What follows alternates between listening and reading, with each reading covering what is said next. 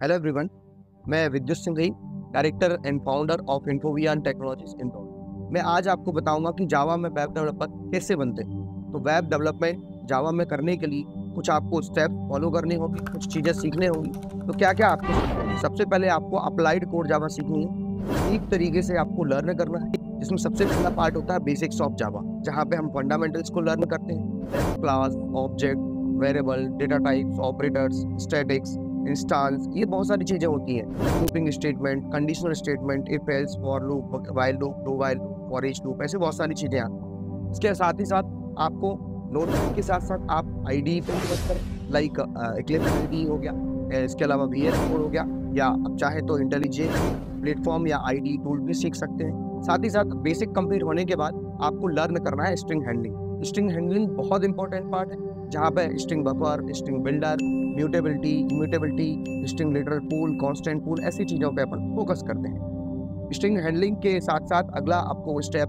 Learn करना है, it's classes and packages. अब क्लासेस एंड पैकेजेस में क्या होगा, डिफरेंट टाइप के पैकेजेस आएंगे जो कि जावा ने पहले से आपको बना के दिए, चाहे वो यूटिल पैकेज हो, टेक्स्ट पैकेज हो, IO पैकेज हो, टाइम पैकेज हो, AWT पैकेज हो, और भी स्विंग पैकेज हो, नेट पैकेज हो, SQL पैकेज हो, ऐसी बहुत सारी हायरार्की होती है पूरे जावा में डिफरेंट टाइप के पैकेजेस। साथ ही साथ आप खुद के पैकेजेस कैसे बनाएंगे, खुद की क्लासेस कैसे बनाएंगे, उसमें डेटा को कैसे रैप अप करना है, ये सारी चीज़ों को आपको लर्न करना है। इसके बाद मेन स्टेप होता है हमारा ऑब्जेक्ट ओरिएंटेड प्रोग्रामिंग। तो OOP के कॉन्सेप्ट को आपको बहुत प्रॉपर वे में लर्न करना है, जैसे कि class, object encapsulation, abstraction, polymorphism, inheritance, data hiding.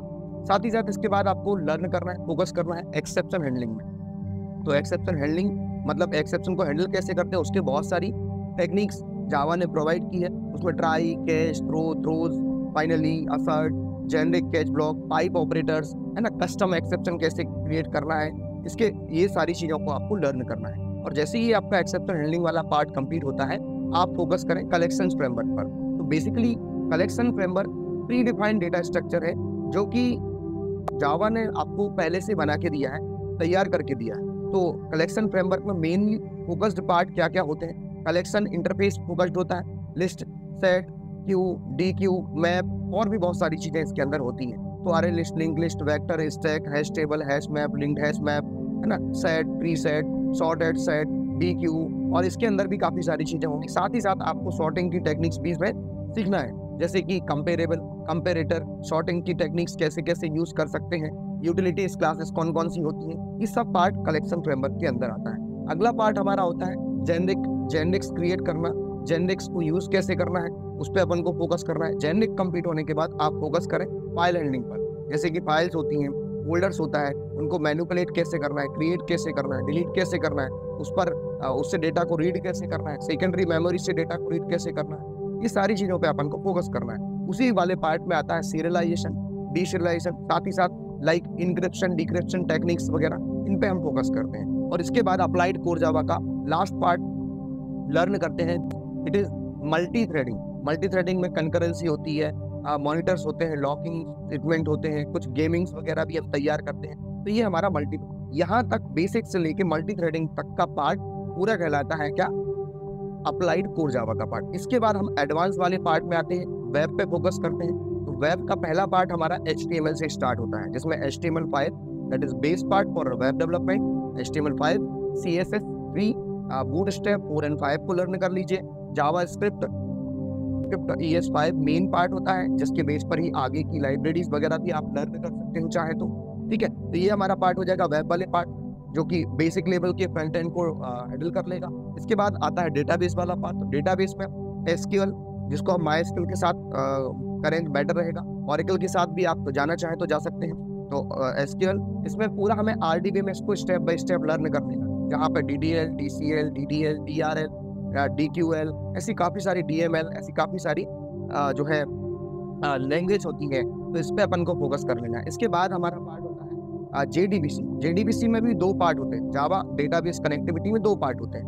पहला पार्ट होता है कोर JDBC और दूसरा पार्ट होता है एडवांस JDBC। कोर में हम पूरा CRUD तैयार करते हैं, CRUD, create, read, update, delete, इसके अंदर भी काफ़ी सारी चीज़ें आती हैं। और सेकंड पार्ट में यानी कि एडवांस वाले पार्ट में, जहाँ पे हम MVC आर्किटेक्चर्स पे फोकस करते हैं JDBC के साथ, ट्रांजेक्शन हैंडलिंग पे फोकस करते हैं, बैच प्रोसेसिंग पे फोकस करते हैं, ऐसी काफ़ी सारी चीज़ों पे फोकस करते हैं JDBC में। दूसरा पार्ट हमारा डेवलपमेंट, जहाँ पे वेब पे फोकस करना है, तो जिसमें JDBC भी लगेगा, पूरा अप्लाइड कोड जावा भी लगेगा और काफ़ी सारी चीज़ें लगेगी। पहला पार्ट होता है इसमें JSP और दूसरा पार्ट होता है सर्वलेट। इसमें हम वेब डेवलपमेंट की बात कर रहे हैं, किसी फ्रेमवर्क की बात हमने अभी नहीं की है।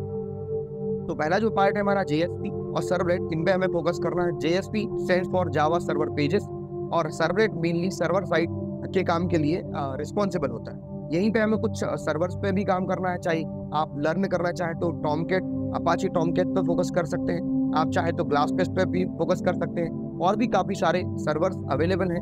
वेब सर्वर, एप्लीकेशन सर्वर काफ़ी टाइप के होते हैं जिस पे आप फोकस कर सकते हैं। साथ ही साथ जो आपने लर्न किया है उसको MVC आर्किटेक्चर में प्रोजेक्ट डेवलप करना है। तो JSP सर्वलेट के साथ आपको MVC आर्किटेक्चर का यूज करके प्रोजेक्ट डेवलपमेंट करना है। जैसे ही आपका प्रोजेक्ट कंप्लीट हो जाता है, प्रोजेक्ट इज वेरी इंपॉर्टेंट, क्योंकि जब तक आप उसको प्रैक्टिकली नहीं करेंगे तो काम कुछ भी नहीं बनेगा। तो project is very very important. जिसके बाद आपको वॉर डिप्लॉयमेंट सीखना है। वॉर डिप्लॉयमेंट में आपका जो प्रोजेक्ट है एक कंप्लीट वेब आर्चिव के फॉर्म में तैयार हो जाएगा और इसको फाइनली आपको लाइव कर देना है, वेब होस्टिंग कर देनी है, तो आपकी वेबसाइट सर्वर पे जो है होस्टेड हो जाएगी और आप इसका यूज कर सकते हैं। इसके बाद काफ़ी सारे फ्रेमवर्क्स भी यदि आप यूज करना चाहें, जिसमें आप फुल स्टैक में जाना चाहते हैं यदि तो React.js लाइब्रेरी आप यूज कर सकते हैं, हाइबरनेट टूल यूज कर सकते हैं, स्प्रिंग बूट, JSF, टाइल्स, ऐसे बहुत सारे, spring security, spring ORM, spring JDBC, ये सारे टूल्स भी ऐड कर सकते हैं। अभी एडवांस जावा तक का जो मैंने पार्ट बताया ये आपको एक वेब डेवलपर बनाएगा, और यदि आप इसमें फ्रेमवर्क्स वगैरह ऐड कर लेते हैं तो आपको complete full stack web developer बना देगा। और ये सारी चीज़ें आपको स्टेप बाय स्टेप सीखना है। Thank you for that. आगे मिलते हैं नेक्स्ट वीडियो।